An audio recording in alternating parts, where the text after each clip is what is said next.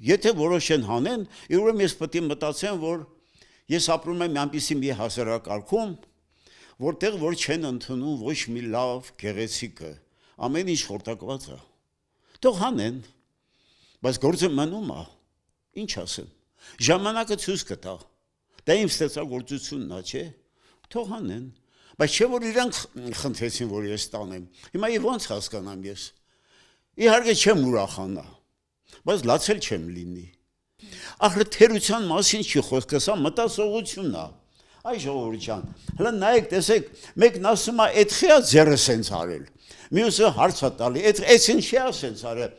ախր սա գաղափար է, չէ, ես սա նմանացրել եմ անլրելի զանգակատան գաղափարն է այստեղ, դպրոցին պակասում էր Պարուս Սևակի հոգին, Թոքմաջյանը բերեց այդ հոգին, հիմա դուք ինձ ասում եք, ասա, գյուղացի, լավ, նախ մի բան հարցնեմ, էլի,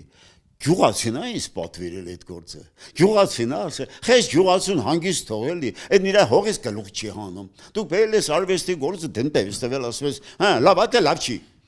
ոնց եք գտնում, նորմալ է դա,